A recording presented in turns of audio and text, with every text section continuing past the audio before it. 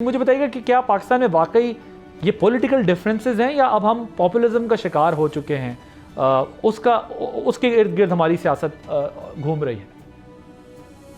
اصل مسئلہ تو پاپولزم ہی کی وجہ سے پیدا ہوا ہے نا. اگر آپ کو یاد ہو تو 90 کی دہائی میں دو بڑی پارٹیاں تھیں، وہ ایک دوسرے سے جھگڑتی تھیں اور ان کو اسٹیبلشمنٹ استعمال کرتی تھی، وہ اسٹیبلشمنٹ کو استعمال کرتی تھیں ایک دوسرے کے خلاف.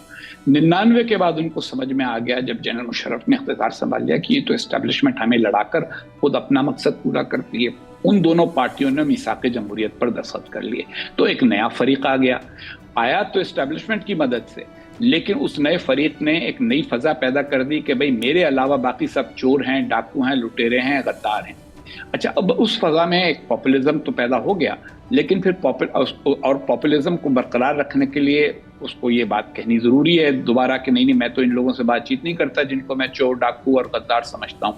لیکن اب کوئی اور ان کے لیے بھی آلٹرنیٹو نہیں ہے. اگر وہ چاہتے ہیں کہ الیکٹ ہو کر واپس آئیں، اسٹیبلشمنٹ تو ان کو دوبارہ اقتدار کی کنجیاں نہیں دے گی.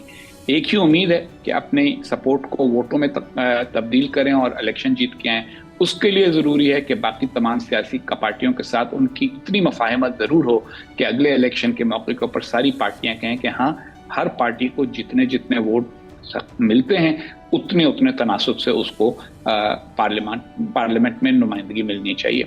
اب اگر ہم سیاست کو پارلیمنٹ کے ذریعے نہیں کریں گے، صرف سازشوں کے ذریعے کریں گے، تو سازشوں میں تو وہی کامیاب ہوگا. جیسے میں نے جنگ کے بارے میں کہا تھا کہ جنگ میں وہ کامیاب ہوگا جس کے پاس طاقت زیادہ ہوگی، اسی طرح سے سازشوں میں وہ کامیاب ہوگا جس کے پاس وسائل زیادہ ہوں گے اور جس کے پاس حالات کے اوپر اثر انداز ہونے کے طریقے زیادہ ہوں گے. اور وہ یا اسٹیبلشمنٹ ہوگی یا وہ پارٹیاں ہوں گی جو اقتدار میں ہیں. سبسکرائب کریں اور بیل دبائیں تاکہ کوئی خبر رہ نہ جائے.